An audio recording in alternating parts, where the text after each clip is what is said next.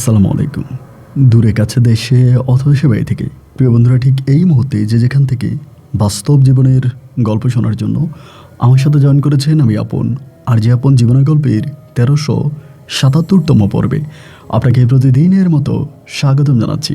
বন্ধুরা, আজ আমি আপনাকে শোনাবো চট্টগ্রামের ভাই রেল চালক কামাল হোসেনের জীবনের চরম ভয়ঙ্কর রকম এক ভৌতিক বাস্তব জীবন কাহিনী। বন্ধুরা, আজকের গল্পের টাইটেল সেই পরী আসলে ছিল রেল লাইনের ভয়ঙ্কর ভূত। রেল চালকের মর্মান্তিক সত্য ঘটনা। এটা ঢাকা চট্টগ্রাম রোডে ঘটে যাওয়া বাংলাদেশ রেলওয়ের খুব নামকরা একজন রেল চালক কাশেম এবং তার সন্তান কামাল হোসেনের জীবনের চরম ভয়ঙ্কর রকম এক ভৌতিক আশ্চর্যজনক বাস্তব জীবন কাহিনী, যা রীতিমতো আপনি হেডফোন কানে দিয়ে যখন গল্পটা শুনবেন অথবা নিশ্চুপ নীরব কোনো অন্ধকার ঘরে গল্প শুনতে শুনতে আপনার কাছে মনে হবে যে আপনি রেলে চড়ে এক জায়গা থেকে অন্য জায়গায় যাচ্ছেন, আর সেই মধ্যরাতের রেলে ঘটে যাওয়া সেই ভয়ঙ্কর ঘটনাগুলো আপনি স্পষ্ট মনে হবে যেন চোখের সামনে দেখতে পাচ্ছেন। শরীরে হিম ধরিয়ে দেওয়ার মতো এক ভয়ঙ্কর ভৌতিক আবেগময় ভালোবাসামুখর বাস্তব সত্য ঘটনা।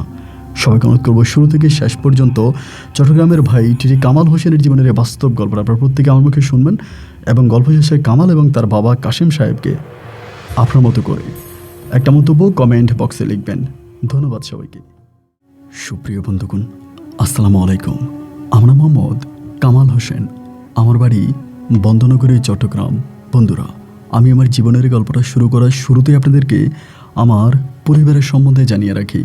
আমার পরিবারে আমি আছি, আমার বাবা আছে, মা আছে, রয়েছে আমার দাদা দাদি সহ আমার কাকা ফুফি। আমাদের পরিবারে আরও সদস্য রয়েছে, আমার বড় একটা বোন সহ ছোট 2টা বোন। আমরা টোটাল 3 বোন 1 ভাই। আমাদের পরিবারটা চট্টগ্রাম শহরের খুব কাছাকাছি কোনো এক জায়গায় এক উচ্চ মধ্যবিত্ত পরিবার। আমার বাবা পেশায় একজন রেল চালক। আমি খুব ছোটোবেলা থেকে দেখে আসছি আমার বাবা রেলগাড়িতে চাকরি করে এবং রেলগাড়ি চালিয়ে আমার বাবা যা টাকা ইনকাম করতো তা দিয়ে বৈধ পথে আমাদের পরিবারটা খুব ভালোভাবেই চলতো। এমন করে আমার শৈশবের দিনগুলো কাটতে থাকে। আমিও ছোটোবেলা থেকেই বাবার সাথে রেলগাড়ি চড়তাম। বাবা আমাকে সিলেটের পাহাড় সহ রাজধানী ঢাকায় রেলগাড়ি করে নিয়ে যেত। আমার এখনও মনে আছে, আমি বাবার কোলে বসেই প্রথম রেলগাড়ি উপভোগ করেছিলাম। এমন করে আমার শৈশবের দিনগুলো কাটতে থাকে। বাবারও স্বপ্ন ছিল আমাকে বড় হলে বাবা আমাকে রেলওয়ের কোনো বড় কর্মকর্তা বানাবে, রেলওয়ের একজন অফিসার অথবা রেলওয়ের কোনো বড় বিভাগে, সরকারি বিভাগে তিনি আমাকে চাকরি করাবে। সেই নিরিখে আমি তখন ছোটোবেলা থেকেই পড়াশোনা করতেছি। কিন্তু দেখা গেল পড়াশোনা শেষের দিকে আসার পরে আমার ভিতরে আর ওই জিনিসটা কাজ করলো না যে আমি রেলওয়ের বড় কোনো কর্মকর্তা হব। আমি ছোটোবেলা থেকেই স্বপ্ন দেখতাম যে আমি রেল চালাবো। রেল চালানোর প্রতি আমার আকর্ষণটা থেকে গেল। এক পর্যায়ে বাবা দেখলো যে না, তিনি আমাকে যতই অফিসার বানাতে চায়, আমি অফিসারের পথে হাঁটি না, আমি রেল চালকে হতে চাই। পারিবারিক একটা সমস্যাও ছিল, সেটা ব্যক্তিগত নাই বলি। ওই সমস্যাটা সহ ঘিরে আমার বাবা তখন আমাকে রেলের চালক বানিয়ে দিল। তো প্রথম দিকে আমি যখন জয়েন করি, আমি আমার আব্বুর সাথে রেলগাড়িতে জয়েন করে, আমার আব্বু তখন ড্রাইভিং করতো, আমি হেল্পার হিসাবে থাকতাম। তো প্রথম দিকে আমি খুব খেয়াল করে দেখতাম যে আমার বাবার নাম ছিল কাশেম ড্রাইভার এবং আমার বাবা বাংলাদেশ রেলওয়েতে খুব নাম করা একজন ব্যক্তি। সবাই আমার আব্বাকে অনেক সম্মান করে এবং আমার বাবা খুব সিনিয়র একজন ড্রাইভার। কিন্তু আমার বাবার একটা অন্যরকম ঘটনা আছে যা শুনলে রীতিমতো আপনি অবাক হয়ে যাবেন। আমি লোকে শুনেছিলাম যে সবাই বলা বলি করতে থাকে আমার বাবা নাকি বিশেষ করে আপনার সিলেট রোডে ট্রেন চালায় না। সিলেট রোডে আমার বাবা ট্রেন নিয়ে খুব একটা যায় না। তো আমি নিজেও যখন আব্বুর সাথে যাইতাম, আব্বুর শিডিউল যখন সিলেটে পড়তো, আমার আব্বু তখন ওই সিলেট রোডটা অন্য কাউকে দিয়ে আব্বু চট্টগ্রাম বা ঢাকার দিকে বা আপনার চট্টগ্রাম থেকে ঢাকা অথবা অন্য কোনো রোডে আমার আব্বু চলে যেত।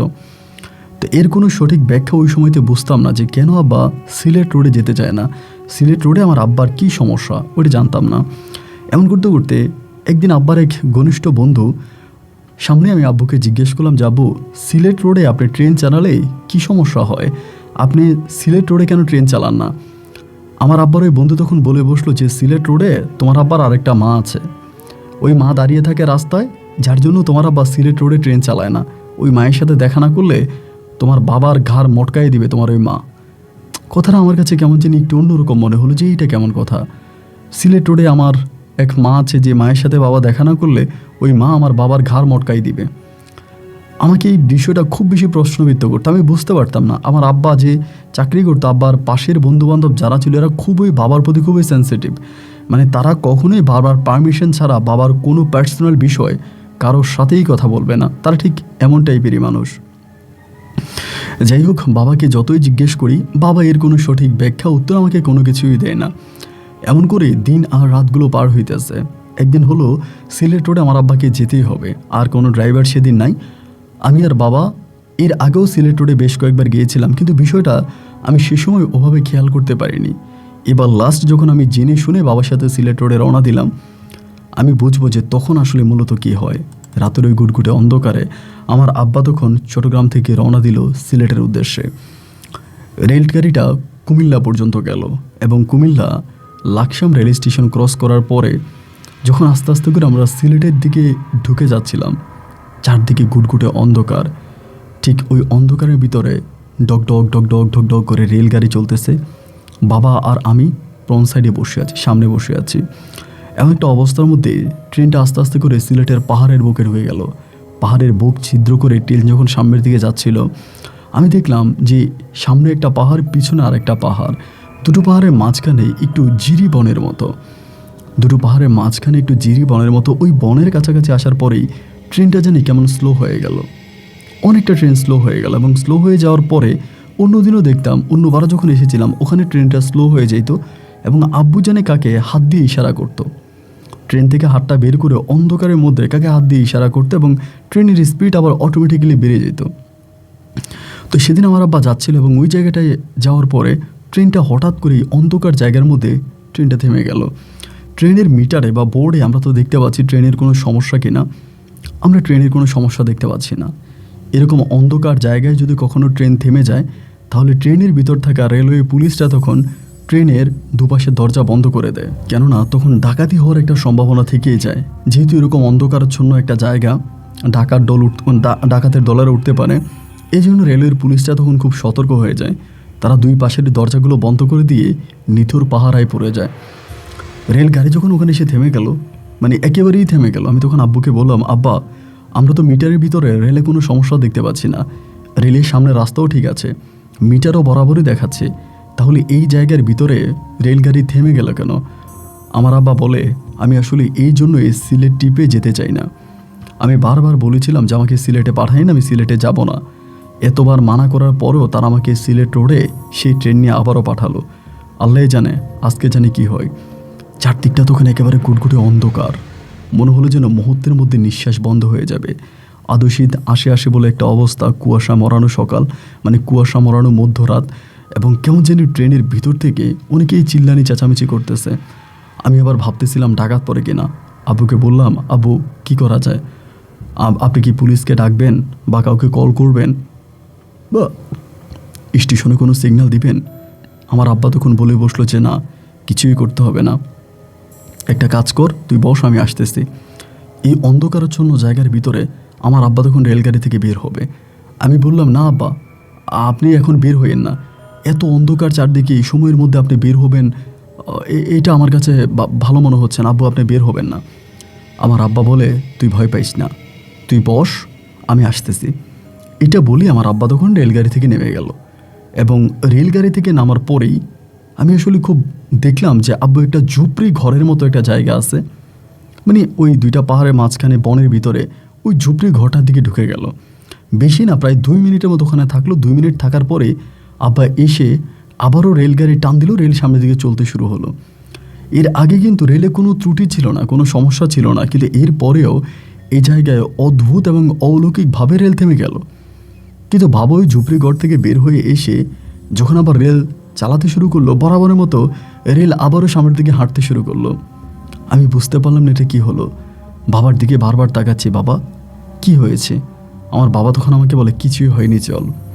আব্বা আমাকে নিয়ে সিলেট পর্যন্ত গেল এবং সিলেট যাওয়ার কিছুদিন পরে, মানে 1 দিন 2 দিন পরে আমার আব্বা তখন করলো কি, সিলেট থেকে এই ট্রেনে না এসে আমার আব্বা বাসে চিটংয়ে রওনা দিল। আমি আব্বাকে বললাম, কি ব্যাপার, আমরা ট্রিপ নিয়ে যাব না? আমার আব্বা বলে, না ট্রিপ নিয়ে আমি যাব না, তুই ট্রিপ নিয়ে যা। তো এরপর আমি তখনও তো হেল্পার, আমি ফুললি ড্রাইভার হইনি। তো আরেকটা আঙ্কেলের সাথে আমি তখন সিলেট থেকে ট্রেন নিয়ে আসছিলাম চট্টগ্রামে। আমার আব্বু এই মুহূর্তে বাসে করে চট্টগ্রামে যাচ্ছে। তো ওই আঙ্কেলটা আমার আব্বার খুব ঘনিষ্ঠ একটা বন্ধু ছিল। ওনাকে জিজ্ঞেস করলাম, আঙ্কেল কী হলো আমি ঠিক বুঝলাম না, আমার বাবা বাসে করে চলে গেল, ট্রেন নিয়ে গেল না, ট্রিপ ক্যান্সেল করলো, কারণটা কি? উনি বলে, তোমাকে বলাটা ঠিক হবে না, তাহলে যদি তুমি আমাকে জিজ্ঞেস করেছো আমি তোমাকে শুধু এইটুকুই বলবো, তোমার আব্বার এই চট্টগ্রাম এবং সিলেট রেলওয়ের মাঝখানটাতে তোমার আব্বার একটা ঘনিষ্ঠ বান্ধবী আছে। ওই বান্ধবী খুবই রাগ করে যখন তোমার আব্বা ওই বান্ধবীকে কোনো ইশারা না দেয়, তার সাথে দেখা না করে, তার সাথে কথা না বলে এই রোড দিয়ে চলে যায়। এতে তিনি খুব একটা রাগ করে, যার জন্য তিনি ট্রেন থামিয়ে দেয়। তো উনিও আঙ্কেল যাচ্ছে, আমি বললাম যে আঙ্কেল কোন জায়গাটা? এবং ওই আঙ্কেল আমাকে আঙ্গুল দিয়ে সেই জায়গাটাই দেখিয়ে দিল, যে জায়গাটায় আমার আব্বু আসার সময় ট্রেনটা ঠিক এই জায়গায় থেমে গিয়েছিল। চিটং পর্যন্ত গেলাম, যাওয়ার পরে আমার আব্বুর জন্য অপেক্ষা করি, পরে আব্বু আসে। আব্বু আর আমি তখন একই বাসায় থাকতাম, রেলওয়ের পাশে একটা বাসা ভাড়া ছিল। আমি আব্বু একসাথে থাকতাম, আমার মা বাবা, আমার ভাই বোন, মানে আমার বোনেরা, আমার মা, তারা গ্রামেই থাকতো। আমি আব্বুকে বললাম, আব্বু আসলে এখানে কি হচ্ছে আমি না একটু জানতে চাই, তুমি আমাকে একটু খুলে বলো। আমার সাথে সবাই এক একজন এক এক ধরনের কথাবার্তা বলে, আমার এগুলো কেমন জানি কোনোটা বিশ্বাস হয় আর কোনোটা বিশ্বাস হয় না, সন্দেহ থেকেই যাচ্ছে, আসলে কি হয় আমি আসলে তোমার কাছ থেকে একটু জানতে চাই, তুমি আমাকে একটু বলো। আমার আব্বা তখন আমাকে একটা কথাই বলে, এগুলো আমি তোকে বলতে চাই না, এই কথাগুলো বললে তুই রেল চালাতে ভয় পাইবি, কয়েকদিন পর তো তুই একাই রেলগাড়ি চালাতে হবে, তখন তো তুই নিজেই পাকা ড্রাইভার হয়ে যাবি, যার কারণে আমি আর তোকে বলতে চাই না। আমি বারবার জিজ্ঞেস করি, এও বাবা আমাকে কোনো কিছু বলে না। এমন করতে করতে একটা সময় আমি মোটামুটি পাকা ড্রাইভার হয়ে যাই, মানে আমি একাই তখন রেল চালাই। এবার আমি সিলেট রোডে যাইতাম, আসতাম, ট্রিপ নিয়ে যাইতাম। এমন করতে করতে মাঝে মাঝে বাবা যে জায়গাটা এসে দাঁড়াতো, ওই জায়গাটা আসলেই না আমার ভিতরে একটা অস্থিরতা ফিল হতো। মানে মোস্টলি কেমন জানি মনে হতো যে আমি কোনো একটা প্রিয় জিনিসকে ছেড়ে যাচ্ছি। ধরেন আপনারই কোনো একটা বন্ধু যার সাথে আপনার খুব ঘনিষ্ঠ সম্পর্ক, তার সাথে আপনি 1 মাস ধরে একসাথে ছিলেন এবং 1 মাস পরে ওই বন্ধুকে হঠাৎ করে ছেড়ে দিয়ে চলে যাচ্ছেন। এই সময়টাতে আপনার ভিতরে যে একটা অনুভূতির সৃষ্টি হবে, একই অনুভূতিটা তখন এই জায়গাটা আসলে আমার হয়, মনে হয় যেন আমি আমার প্রিয় কোনো মানুষকে এখানে রেখে চলে যাচ্ছি। খুব কষ্ট হতো, আসলে বুঝতে পারতাম না যে এখানে হচ্ছেটা কি। এমন করেই ধরেন আপনার দিন রাতগুলো কাটতেছে। এরকম করতে করতে অনেকগুলো দিন কেটে গেল। তো একদিন হলো কি, আমি মানে রেলে যাব, ওই দিন আমাদের বাসায় খুব ভালো রান্না হয়েছে। আমার বড় বোন আমার আব্বু আর আমার জন্য খাবার নিয়ে আসছিল বাসা থেকে, অনেক ধরনের খাবার।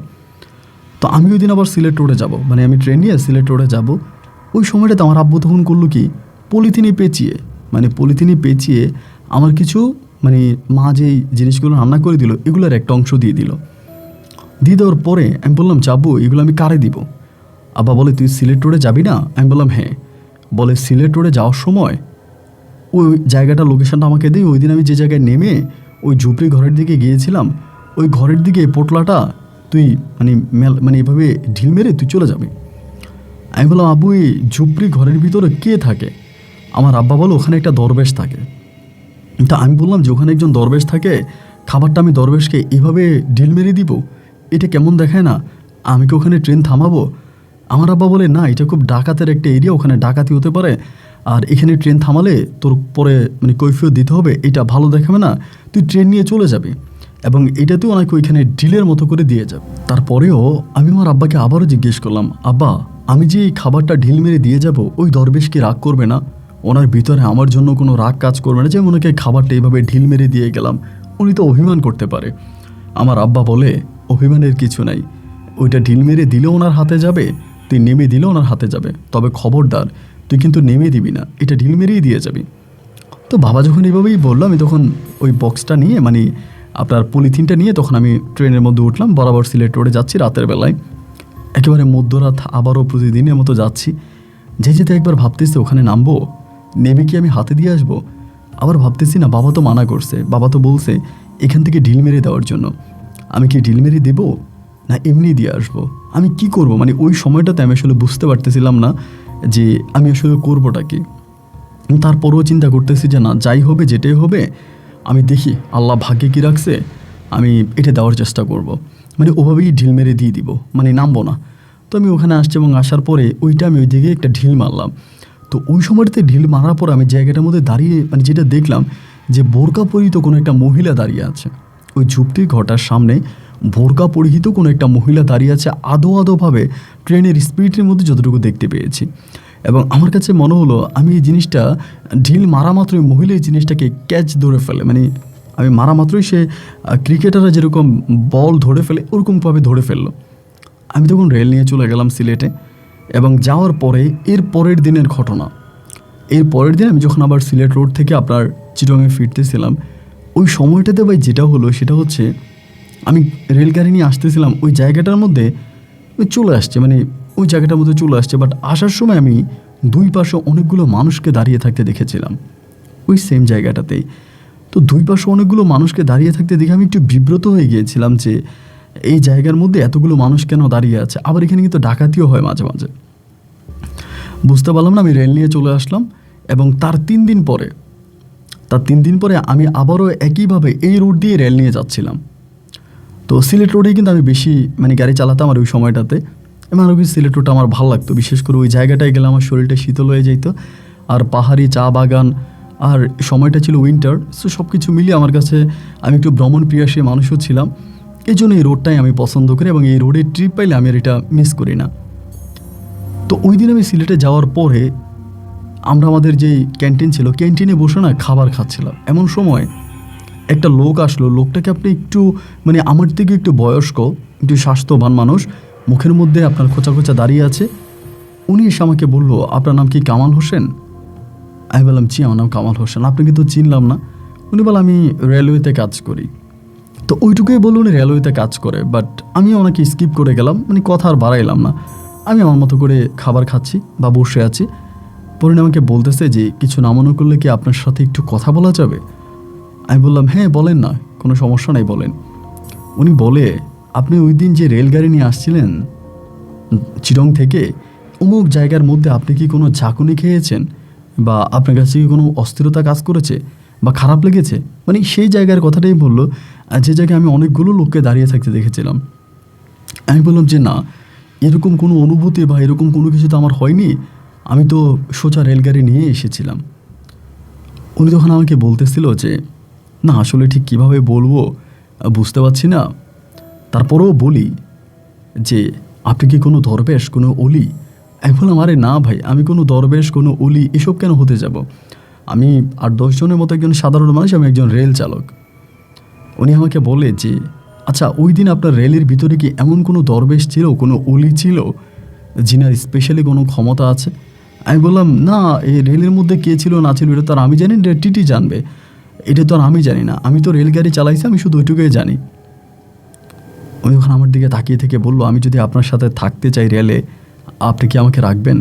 আমি বললাম, আপনি না একটু আগে বললেন আপনি রেলে কাজ করেন, তা আপনি যদি রেলে কাজই করেন তাহলে আমার সাথে কীভাবে থাকবেন?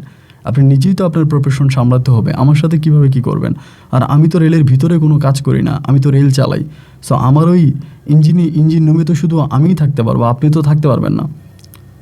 বলে, আপনি কি দরবেশ না উলি আমি জানি না, তবে এখান থেকে চলে যাবো, যাওয়ার আগে আপনাকে একটা কথা বলে যাই। আমি বললাম, বলেন। বলে, ওই দিন আমরা রেল রুট কেটেছিলাম, রেল রুট আমরা কেটে রেখেছি ডাকাতির উদ্দেশ্যে, এবং প্রায় 2 হাতের মতো রেল রুট আমরা কেটে রেখেছিলাম। 2 হাতের মতো রেল রুট আমরা কাটলাম। আমরা ভেবেছি রাতের ওই ট্রেনটা আমরা ডাকাতি করব, এবং আমরা প্রায় 70 থেকে 80 জনের মতো একটা গ্রুপ নিয়ে ওখানে ছিলাম যে আমরা ডাকাতি করব রেলটা। কিন্তু অবাক করা বিষয় হলো কি, 2 হাত রেল লাইন কাটা, ঠিক 2 হাত রেল লাইন কাটা মানেই তো এটা মারাত্মক ধরনের অ্যাক্সিডেন্ট হওয়ার কথা। কিন্তু এইটা অ্যাক্সিডেন্ট না হয়ে আপনি দিব্যি রেলটাকে উড়িয়ে নিয়ে গেলেন প্লেনের মতো করে, এটা কিভাবে সম্ভব? চোখগুলো তখন আমার বড় বড় হয়ে গেল। আর এই বেটা বলে কি, তার মানে আমি তো নিশ্চিত মৃত্যুর হাত থেকে বেঁচে আসছি, আমি তো উড়িয়াতে মারা যাইতাম, এখন তো আমার দাফন হয়ে যেত। আমি বললাম, এটা আপনি কি বললেন? আপনি কে? উনি বলে, আমি লালু ডাকাত। লালু ডাকাত? বলে, হ্যাঁ। আমি বললাম, আপনি রেল লাইন কেটে রেখেছিলেন 2 হাত? বলে, হ্যাঁ। তা আমি বললাম, আমি তো কোনো চাকুনিও খাইলাম না, শুধু আমার রেলের স্পিডটা একটু কমিয়ে চাই। ওই জায়গায় আসলে নর্মালি আমি রেলের স্পিডটা কমিয়ে দিই, এটা এমনি আমি কমিয়ে দিই, কিন্তু আপনি যদি রাস্তা কেটে রাখেন এটা তো আমার সিগন্যালে আসবে, আমার যে বোর্ড আছে আমার বোর্ডের সিগন্যালে আসবে রাস্তা কাটা। অথবা আমি ওখানে গেলে যদি অন্য কোনো প্রবলেমও থাকে আমি ওখানে এটা ফেস করবো, আমি অ্যাক্সিডেন্ট করব। কিন্তু এরকম কোনো কিছু না হলেও আমি কিভাবে চলে আসলাম? লোকটা আমাকে বল, আমি তো সেটাই বললাম যে আপনি কিভাবে গেলেন। আমার কাছে এটা পুরো অবাক লাগতেছে, যেখানে 2 হাত রেল লাইন কাটা, ওখানে তো আপনার ওখানে বিধ্বস্ত হয়ে পড়ে যাওয়ার কথা, কিন্তু ওখানে না পড়ে আপনি দিব্যি রেলগাড়ি নিয়ে আপনি রেলগাড়ি চালিয়ে চলে আসলেন, যা রীতিমতো আমাকে অবাক করে দিয়েছে। আমি এই জন্য বললাম যে আমি আপনার মুরিদ হতে চাই। আমি তখন বললাম, দেখেন আপনি আমার মুরিদ হওয়ার প্রয়োজন না, আমি কোনো দরবেশ না, কোনো অলি না যে আমি আপনাকে আমার মুরিদ বানাবো। তবে যাই হোক, আপনি যেটা বলেছেন এটা আপনি ভালো বলেন নাই। আমি ওখান থেকে স্কিপ করে উঠে চলে আসলাম। লোকটার চেহারাও খুব ভয়ানক আকৃতির ছিল। আমি আর ওনার সাথে কথা বাড়াইলাম না। তো ওই সময়তে মোবাইল ফোনের কোনো ব্যবস্থা ছিল না, কারণ আমার গল্পটা আজ থেকে প্রায় বহু বছর আগে। তো মোবাইল ফোন ইন্টারনেট ওই সময়টাতে প্রচলিত ছিল না। তো আমার বারবার ইচ্ছে করতেছিল যে আমি বাবার সাথে কথা বলতাম, মানে বাবাকে একটু জানাইতাম যে বাবা এমন এমন একটা ঘটনা ঘটলো, এটা কিভাবে সম্ভব বা এইটা কেন ঘটলো, এটা আমি আব্বুর সাথে ডিসকাস করতে যাচ্ছিলাম, কথা বলতে যাচ্ছিলাম। কিন্তু আবার ভাবলাম যে আমার আব্বা কোথায়, মানে কেমন জানি একটু হয়ে গেলাম। এরপরে আমি ভয় পেয়ে গেছি। এরপরে আমি আর রেল নিয়ে আসি নাই, বরাবর আমি অন্যভাবেই চিটংয়ে চলে আসি। এরপরে আমি আর রেল নিয়ে আসিনি, অন্যভাবে আসি। আসার পরে বাবা তখন গ্রামে গেছে, বাবা এখানে নেই, বাবা গ্রামে। আমি ডিরেক্টলি হচ্ছে চিটং থেকে গ্রামে চলে যাই। গ্রামে যাওয়ার পরে আমি তখন বাবাকে জিজ্ঞেস করলাম যে বাবা এমন এমন ঘটনা। পুরো ঘটনাটা বলার পর আব্বু আমার দিকে তাকিয়ে আছে। তাকিয়ে থেকে আব্বু বলে, ওই রাস্তায় যদি 1 মাইলও রেলের রাস্তা কেটে রেখে তারা ডাকাতি করার চেষ্টা করে, ওরা পারবে না। বিশেষ করে ওই জায়গাটায় পারবে না, অন্য কোনো জায়গা হইলে হয়তো সম্ভব ছিল। আমি বললাম, কেন পারবে না বাবা? আমার আব্বা বলে, তোরে বললাম না ওখানে একজন দরবেশ আছে, ওই দরবেশ তোকে সমস্ত বিপদ থেকে রক্ষা করবে। আমি তখনও বুঝতে পারলাম না যে কেন বাবা আমাকে বারবার ওখানে এই দরবেশের কথা বলে। ওই দিন যেহেতু বাড়িতে আসি, মানে আব্বাও বাড়িতে আমিও বাড়িতে, আমি ওই দিন বাবাকে ঠিক মতো ধরলাম, আব্বা এটা নিয়ে আমি আর থাকতে পারতেছি না। এক একজন আমাকে এক এক কথা বলে। কেউ বলে ওখানে আপনার প্রেমিকা আছে, কেউ বলে আপনার বউ আছে, কেউ বলে আপনার বান্ধবী আছে, আবার আপনি বলেন ওখানে একজন দরবেশ থাকে। এই জায়গাটাকে নিয়ে কেন এত জল্পনা কল্পনা, এত কেন কৌতূহল সবার মাঝে জায়গাটা নিয়ে কাজ করে? আমি এই কৌতূহল থেকে বেরিয়ে আসতে চাই। আমি সত্যিকার অর্থে জানতে চাই যে এই রাস্তাটার মধ্যে কি হয় এবং কেন সেখানে গেলে রেল আপনার থেমে যাইতো, আপনি নেমে যাইতেন, আপনি আমাকে মাঝে মাঝে ওখানে খাবার দেন, আমি ওখানে খাবার পাঠাই, আবার আমি দেখতে পাই যে অলৌকিক একজন মহিলা ওখানে দাঁড়িয়ে আছে। এই দৃশ্যগুলোর মানে কি? এগুলো কেন হচ্ছে? আপনি আজ আমাকে বলতেই হবে। আমার আব্বা তখন আমার দিকে তাকিয়ে থেকে বলে, দেখ এটা কোনো স্বাভাবিক কথা নয়, এটা অস্বাভাবিক একটা ঘটনা। আমি বললাম, বলেন। আব্বু বলে, ওই জায়গাটার মধ্যে একজন বয়স্ক পরী থাকে এবং পরীর ঘরও ওখানেই, পরীটা থাকেও ওখানে এবং সে খুবই বয়স্ক এবং তারে আমার খুব ভালো লাগে। সে আমাকে অনেক উপকার করেছে, আমিও তাকে উপকার করি, তারে আমি দেখি এবং সেও আমাকে বেশ কয়েকদিন ধরে বারবার বলতেছে তোর সাথে তারা দেখা করে দেওয়ার জন্য, তোরা একদিন ওখানে নিয়ে যাওয়ার জন্য। এবং সে আমার উপর খুব রেগে আছে, আমি কেন রেল চালানো বন্ধ করে দিয়েছি, আমি কেন চালাই না, কেন আমি রিটায়ার্ডে চলে গেলাম। সে আমার উপর খুব রেগে আছে আর তোকে ওখানে নিতে বলে। এখানে মূলত একটা পরী থাকে এবং এই পরীটা আমাকে অনেক পছন্দও করে এবং এটা বহু বছর ধরে। আমি তখন বললাম, আব্বা এটা কেমন হয়ে গেল না? একটা পরী ওই জায়গার মধ্যে থাকে, সেই পরীর জন্য তুমি খাবার পাঠাও, মাঝে মাঝে রেলগাড়ি রাস্তায় থেমে গেলে তুমি নেমে পরীটার সাথে কথা বলে আসো, আবার তুমি চলে যাও। ঢাকাতে রাস্তা কেটে রাখলো, সেই ডাকাত দলই আবার এসে আমাকে বললো রাস্তা কাটা রাস্তা দিয়ে আমি দিব্যি রেল চালিয়ে চলে আসলাম, আমার কোনো ক্ষতি হলো না। ওদের মনে অনেকটা প্রশ্ন জাগলো, আব্বু আসলে মূলত আমাদের সাথে হচ্ছেটা কি? আমি এর একটা সঠিক ব্যাখ্যা জানতে চাই। আমার আব্বা তখন একটা কথাই বললো যে তুমি ওই জায়গা দিয়ে যাওয়ার সময় ডাইনে বামে কোনো কিছু খেয়াল করবা না, তুমি ডিরেক্টলি জায়গা দিয়ে চলে যাবা, তোমার ডাইনে বামে খেয়াল করার দরকার নাই, তুমি তোমার মতো করে তোমার কাজ তুমি করো, এত কিছু তোমার ভাবতে হবে না। তখন মনে মনে একটু রাগও লাগলো যে আব্বু কেন জানি আমার সাথে অনেক কিছু লুকাচ্ছে। আমার কাছে যেটা মনে হলো আর কি, যে আমার কাছে উনি অনেক কিছু লুকায়। এবং এরপর যেটা হইলো, আমি যখন রেলগাড়ি নিয়ে যেতাম সিলেট রোডে, ওই জায়গাটার মধ্যে গেলেই না আমার বুকের ভিতরটা কেমন জানি ভয় লেগে যেত এবং মনে হতো যে এখানে মধ্যে তো একটা পরী থাকে। এমন করতে করতে মাঝে মাঝে যেটা হইতো, আমি পথ ভুলে যেতাম। ওই জায়গাটার মধ্যে গেলে আমি পথ ভুলে যেতাম এবং আমার সাথে যারা থাকতো আর কি, আমার ইঞ্জিন রুমে যারা ড্রাইভিং রুমে থাকতো, এরা অনেকেই বুঝতে পারতো যে আমি ওই জায়গাটায় গেলে একটু মানে আপনার বিব্রত হয়ে যাই, অথবা কেমন জানি আমি রাস্তা 2-3টা দেখতে পাই এবং আমি আশেপাশে অনেক মানুষ দেখতে পাই, অনেক বিশ্রী আকারের উড়ন্ত পাখি দেখতে পাই। এই ধরনের সমস্যাগুলো আমি তখন সম্মুখীন হতে থাকি, যা রীতিমতো আমাকে রেল চালকের মানে অবনতি ঘটাচ্ছে। শুধু সিলেট রোড বলে নয়, প্রায় সবগুলো রোডেই আমি তখন এক ধরনের ভয় ভীতির মধ্যে ছিলাম। এক ধরনের ভয় ভীতি আমার মাঝে কাজ করতে শুরু করে। এমন করে সময়গুলো কাটতে কাটতে আমাকে নিয়ে তখন আমাদের রেলের অফিসে মিটিং বসায়। সবাই আমাকে নিয়ে চিন্তা করে যে এটা আমার মাঝে হচ্ছে এবং কেন হচ্ছে, কি করতেছি। এবং একরকম যেহেতু আমি নতুন ড্রাইভার, আমি তো আর পুরনো না, আমাকে ওখান থেকে বের করে দেওয়ার জন্য মানে অবসরে নিয়ে দেওয়ার জন্য, অবসরে পাঠানোর জন্য ওরা বিভিন্ন ধরনের মানে যেটা বলে সাসপেন্ড করে দেওয়ার জন্য অনেকেই তখন এটা নিয়ে কল্পনা বা মন্তব্য করতে থাকে। এমনভাবে সময়গুলো কাটতেছে এবং এই খবর তখন আমার আব্বুর কানে পর্যন্ত চলে আসে। তা আমি তখন আপাতত 15 দিনের জন্য ছুটিতে যাই। আমাকে তখন 15 দিনের জন্য ছুটিতে পাঠায় এবং ছুটিতে পাঠাইলেও আমি তখন অনেক বিব্রত হয়ে যাই। ওই বাড়িতে যাওয়ার পরও আমি ভয় পাই।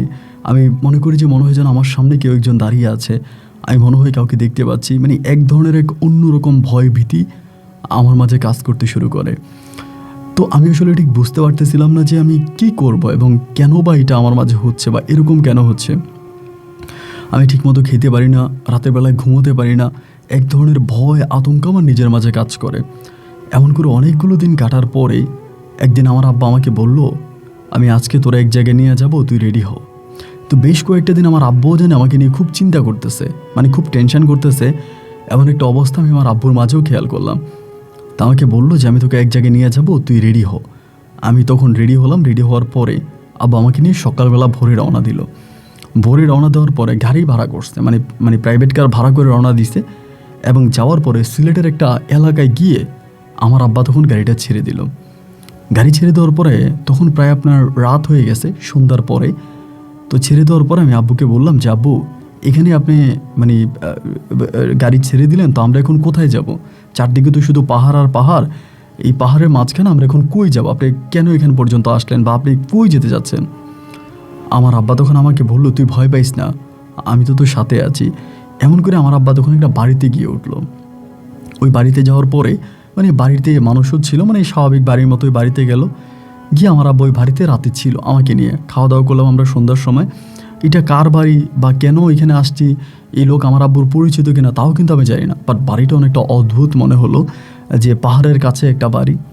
ওই বাড়িতে পরে আমার আব্বা আর আমি তখন শুয়ে আছি। আমি তোকে জানি না, রাত্র তখন প্রায় মানে আনুমানিক 3টার মতো বাজতেছে। ওই সময় আমার আব্বা আমারে বলতেছে যে উঠ, আমাকে ধাক্কা দিয়ে উঠাই ফেললো।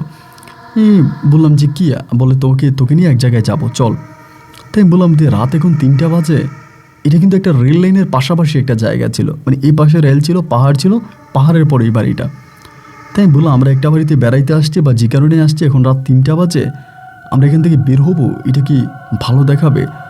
আমার আব্বা বলে, আমরা এখানে ঘুমাইতে আসি নাই, আমরা এখানে একটা কাজে এসেছিলাম, ওই কাজে যাবো, তুই চল। তা আমার আব্বা হাতে একটা ব্যাগ ছিল, ব্যাগের মধ্যে কী ছিল এটা কিন্তু আমি জানতাম না।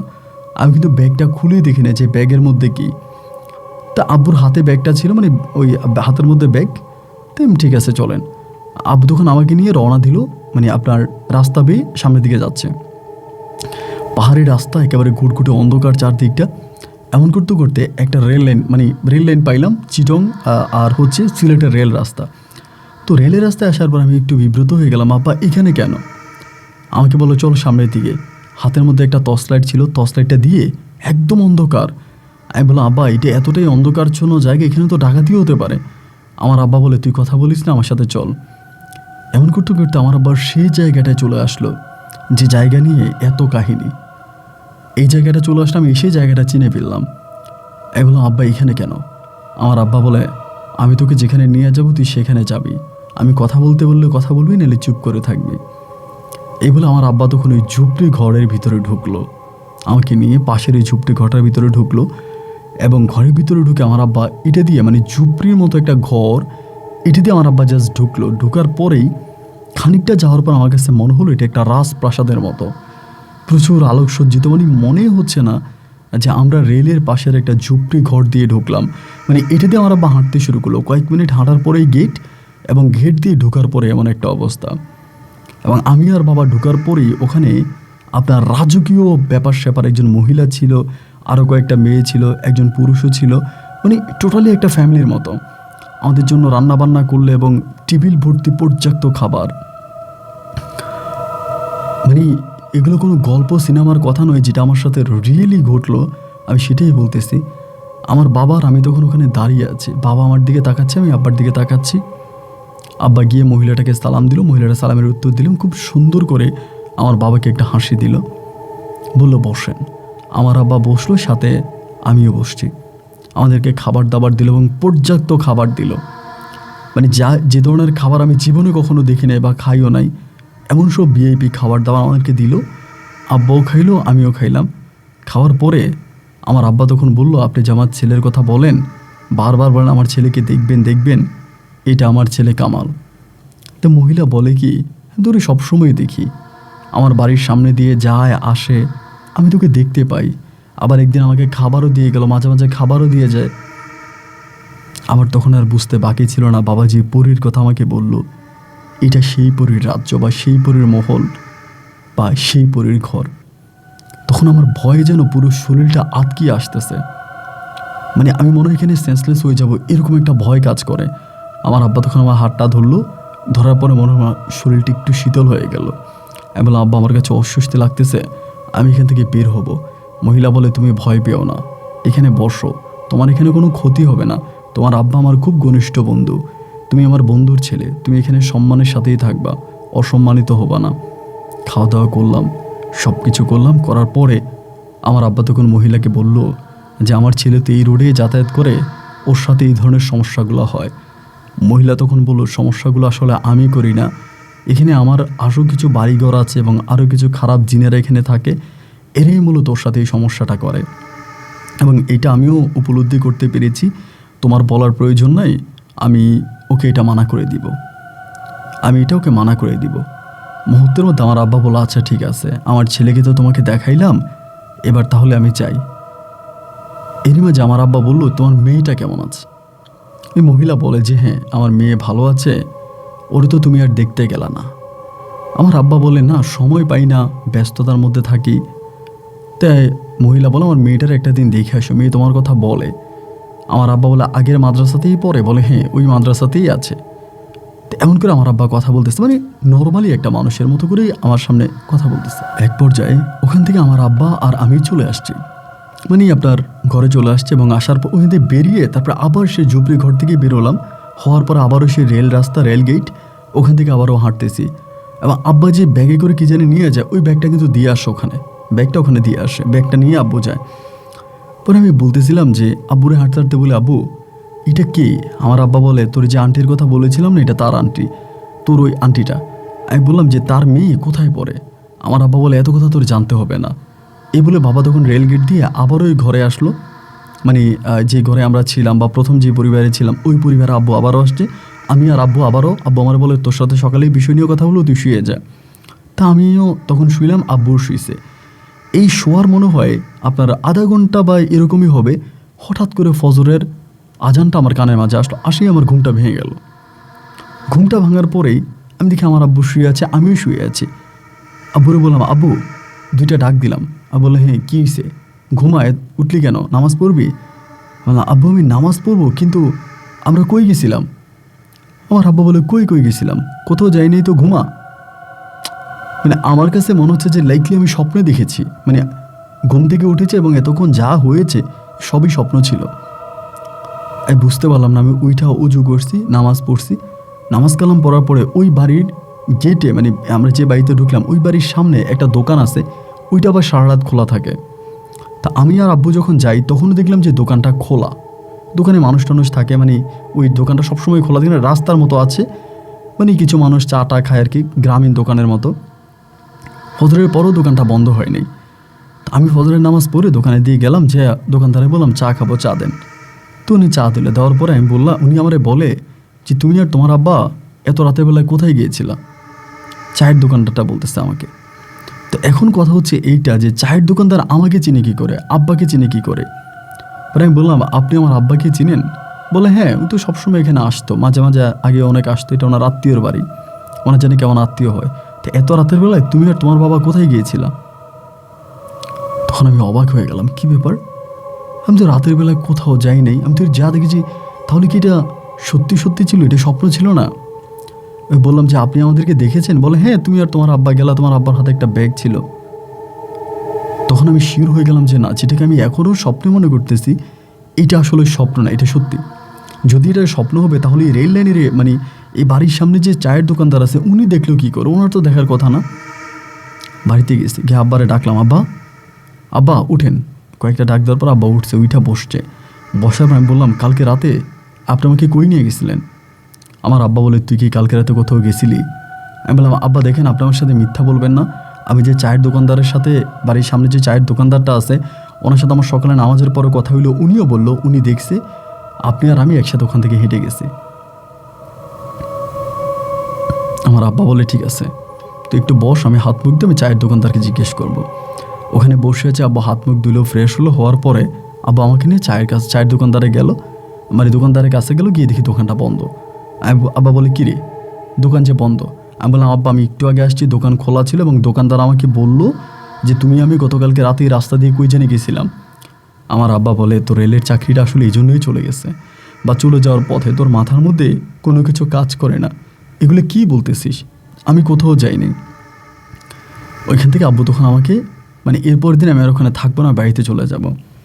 তো বাড়িতে যাইতেছি, গাড়ির মধ্যে বসে আছি, আমি আব্বার বললাম, আব্বা আমি বাড়িতে গিয়ে সব কিছু আমার বড় বোন, ছোটো বোন, মা, দাদা, দাদি, কাকা যারা আছে আমি পরিবারের সবাইকে একসাথে ডাকবো এবং ডেকে এই ঘটনা আমি সবার সাথে শেয়ার করব। আমার সাথে যা যা হয়েছে ওখানে আমি সব কিছু বলবো। আমার আব্বা বলে, এ বোকামি করিস না, এ বোকামি করিস না, এগুলো কাউকে বলার প্রয়োজন নাই, এগুলো লোকে লোকে যত জানাজানি হবে ততই সমস্যা হবে। আমি বললাম, তাহলে তুমি আমাকে সত্যি কথা বলো, কি হয়েছিল আমার সাথে গতকালকে রাতে? আমার আব্বা আমাকে বলে, আমি তোকে তোর আন্টিকে দেখাইতে নিয়ে গেছিলাম, তোর আন্টির সাথে কথা বলে আসছি, তোর আন্টি তোকে দেখছে, দ্যাটস ইট। আমি বললাম, তার মানে আমি খানিকটা আগেও যেটাকে স্বপ্নে মনে করেছিলাম এটা আসলে আমার স্বপ্ন ছিল না? আমার আব্বা বলে, না। আব্বা বলে, স্বপ্নই যদি হবে তাহলে যে ব্যাগটা নিয়ে আমি গেছিলাম ওই ব্যাগটা কই? আমি বললাম, আসলেই তো, তুমি কি ব্যাগ ওই বাড়িতে রেখে আসছো? আমার আব্বা বলে, হ্যাঁ, তবে ওই বাড়িতে রাখি নাই, তোর আন্টি, যে আন্টির জন্য ব্যাগটা আমি নিয়ে গিয়েছিলাম তো সে আন্টিকে আমি দিয়ে আসছি। আমি তখন বললাম, আব্বা আসলে কি হইতেছে, কি হচ্ছে, কি বলছো এসব? আমি না কিছুই বুঝতেছি না। আমার আব্বা বলে, তুই ছোট মানুষ, এত কিছু এখনো বুঝবি না, এত কিছু বোঝার সময় এখনো হয়নি, এবং সময় হলে পরে সব কিছু তুই নিজেই বুঝতে পারবি। তোর ভয় পাওয়ার কিছুই নেই, আতঙ্কিত হওয়ার কিছুই নেই। তুই এখন থেকে রেলে জয়েন কর, এবং জয়েন করার পরে তোর আর কোনো সমস্যা থাকবে না। এই যে ভৌতিক যে সমস্যাটা তোর হচ্ছে, এই সমস্যাটা মনে কর সমাধ হয়ে গেছে। আজকের পর থেকে এমন কোনো সমস্যাই তোর হবে না, এবং তুই দিব্যি নীরবে তুই রেলগাড়ি চালাতে পারবি, তুই আর কোনো সমস্যার সম্মুখীন হবে না। এরপর আমি আবারও আসলাম, এসে আমি 15 দিন পরে জয়েন করলাম, করে আমি আবারও রেল চালাচ্ছি এবং সেই রুট দিয়ে যাচ্ছি। আমার এই ধরনের কোনো সমস্যাই আর হয় না। আমি কেমন জানি পরিপূর্ণভাবে ভালো হয়ে গেলাম। এরপরেও আমার বাবা মাঝে মাঝে আমাকে বলতে, এই খাবারটা দিলাম তোর আন্টিরে দিস। আমি দেখতাম উনি রাস্তার পাশে দাঁড়িয়ে আছে, সবসময় দেখতাম, আমি এটা ওনাকে ঢিল মারতাম। আগে যেরকম 2-4টা রাস্তা দেখতাম ভয়ভীতি কাজ করতো, এগুলো আর এখন কাজ করে না। আমি মোটামুটি অনেকটা ফ্রি হয়ে গেলাম। বাট যত বড় হচ্ছি এই বিষয়টা নিয়ে, বাট ততই আমার ভিতরে কৌতূহল জাগতেছে। তো মানুষের মুখে তো শুনেছিলাম পরীরা দেখতে অনেক সুন্দর হয়, এবং পরীদের চেহারা পৃথিবীর মেয়েদের মতো না, এক অলৌকিক চেহারা তাদের হয়। আমার ভিতর তখন একটা কৌতূহল জাগলো, মানে মনে হলো আমি একটা পরী দেখব, মানে পরীরা দেখতে কেমন হয় আমি জানবো। আমি আমার আব্বাকে বারবার বলতাম, আব্বা ওই মহিলা যে বললো তার একটা মেয়ে মাদ্রাসায় পড়ে, কোন মাদ্রাসায় পড়ে, আমি একটু মেয়েটারে দেখতে যাব। আমার আব্বা তখন বলে, বাবা এটা নিয়ে বেশি ঘাঁটাঘাঁটি করলে তোর জীবনে বিপদ নেমে আসবে। এই জিনিসগুলো যতটা জেনেছিস ততটাই জান, এর থেকেও বেশি জানার চেষ্টা করিস না। আমি আমার আব্বারে ভালো করে ধরছি যে, না আব্বা আমি মেয়েটারে দেখবো, আমি এই মেয়েটারে দেখবো আব্বা, তুমি তোমার কাছে অনুরোধ করে বলে আব্বা আমি মেয়েটারে দেখবো, এবং আমি দেখবো আব্বা। মানে খুবভাবে বিরক্ত করতেছি। আমার আব্বা আমারে বলতেছে, তুই এগুলো ভুল করতেছিস, এটা নিয়ে বাড়াবাড়ি করা ঠিক হবে না, এটা নিয়ে বাড়াবাড়ি করলে তোর জীবনে বিপদ নেমে আসবে, এটা নিয়ে বাড়াবাড়ি করিস না বাবা, এইটাকে ভুলে যা। আমি বললাম, না আব্বা আমি ভুলবো কেন, আর আমি তো ভুলার মতো কোনো কিছু, আমি তো তোমার কোনো ক্ষতি করতেছি না, তুমি এরকম করে কেন বলতেছো? আমি একটু দেখি, আমি একটু দেখলে কি হবে আব্বা, আব্বা আমি একটু দেখি, আমি এই বিষয়টা নিয়ে একটু কথা বলি। আমি মেয়েটাকে একটু দেখি, এটি কোথায় থাকে, কি বিষয় আমি একটু জানি। আমার আব্বা আমাকে বারবার বলে যে না, এটা নিয়ে আমি তোর সাথে আর কোনো কথা বলতে চাই না। আমি রাগ করি, খাওয়া দাওয়া করি না, পাগলামি করি, মানে খুবভাবে আমি আব্বা আর কি বিরক্ত করি। এবং করার একটা পর্যায়ে আমার আব্বা তখন আমার কাছে সত্যিটা বলে, আমাকে বলে এইটা যে এই পরীরই একটা মেয়ে আছে, মানে যে পরীটার বাসা আমাকে নিয়ে গেল, ওনার টোটাল 27টা মেয়ে। ওনার কোনো ছেলে নাই, 27টা মেয়ে। এবং এই 27টা মেয়ের মাঝে একটা মেয়ে আমাদের চট্টগ্রামের একটা মাদ্রাসায় পড়াশোনা করে। আমার আব্বা আমাকে বলল যে ওই মেয়েটাকে আব্বু মাঝে মাঝে দেখতে যাইতো, ওই মাদ্রাসায় পড়া আব্বা মাঝে মাঝে দেখতে যাইতো। তাই লাস্ট কয়েক বছর ধরে আব্বু যাচ্ছে না। এখন আব্বুকে ওই মেয়েটাকে দেখতে বলছে মেয়ের মা। আমি বললাম আব্বা তাহলে চলেন না, আমি সহ গিয়ে মেয়েটাকে দেখে আসি, আমি একটু দেখি পরীটা দেখতে কেমন হয়। কেন, আমি তো আপনার সন্তান, এমন করতেছেন কেন আব্বা, আমি একটু দেখি। আমার আব্বা বলে এটা তুই অনেক বাড়াবাড়ি করতেছিস, বিষয়টা নিয়ে খুব বাড়াবাড়ি হয়ে যাচ্ছে, এইটাতে তোর ভালো কিছু বই আনবে না, তোর খারাপ হবে। আমি বললাম আব্বা আমার খারাপ কি হবে এটা আমি জানিও না, আমি বুঝিও না, আমি শুধু একটা জিনিসই বুঝি, আমি মেয়েটার দেখবো। বাবা প্লিজ তুমি এরকমভাবে আমাকে মানা করো না, আমি তোমার কাছে অনুরোধ করে বলি আব্বা আমি একটু দেখবো। মানে খুবভাবে আব্বাকে জ্বালাইতেছি। এই প্রায় মাস দুয়েকের মতো আব্বাকে ঘুমাইতে দেয় না, খাইতে দেয় না, মানে প্রতিটা মুহূর্তে মুহূর্তে আব্বাকে ওই পরীর মেয়ে দেখবো, পরীর মেয়ের কাছে যাব, এগুলো বলে আমি আব্বাকে বিরক্ত করতে থাকি। একটা পর্যায়ে আমার আব্বা খুব বিরক্ত হয়ে আমাকে বলে যে তুই কি আসলেই দেখতে যাবি? আমি বললাম যাবো। আব্বা বলে তাহলে এটা কারোর সাথে শেয়ার করবি না তো, কাউকে বলবি না তো, রেলের ওখানে তোর বন্ধু বান্ধব কাউকে জানাবি না? আমি বললাম না বাবা, আমি এটা কাউকেই জানাবো না, কাউকে বলবো না, শুধু আমি একটু দেখবো। পরে আমার আব্বা আমাকে নিয়ে মেয়েটার এই চট্টগ্রামের একটা মাদ্রাসা, আমি নাম না বলে, একটা মহিলা মাদ্রাসা অনেক বড়, সে মাদ্রাসা আমার আব্বা তখন আমাকে নিয়ে গেল। নিয়ে যাওয়ার পরে মাদ্রাসার এই শিক্ষকদের সাথে কথা বললে ওখানে অনেক বড় মাদ্রাসা, অনেক মেয়েরা পড়াশোনা করে, বিশাল বড় মাদ্রাসা, সব বয়সী মেয়েরা ওখানে আছে। পরে আমার আব্বাকে দেখার পরে উনি চিনে বলতেছে যে হ্যাঁ আমি ওকে ডেকে দিচ্ছি। তো আমার কাছে যেটা মনে হলো যে আমার আব্বাই মনে হয় মেয়ের এখানে এনে ভর্তি করাইছে, বা আমার আব্বার পরিচয় মনে হয় মেয়ে ভর্তি হয়েছে। মেয়ে আসছে, এসে আমার আব্বাকে সালাম দিল।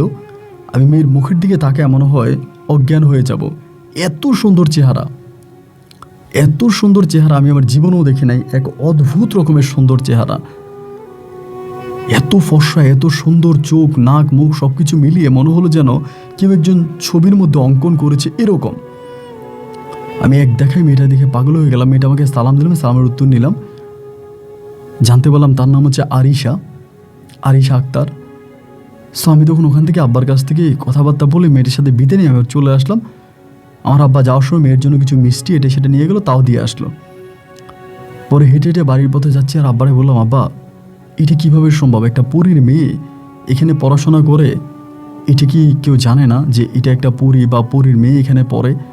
আমার আব্বা বলে না, ওই মাদ্রাসায় হাজারো মেয়ের মাঝে মেয়েরাও পড়াশোনা করে, এটা কেউই জানে না যে এটা পরীর মেয়ে, মূলত এটা একটা পরীর মেয়ে, ওর নাম হচ্ছে আরিশা জান্নাত।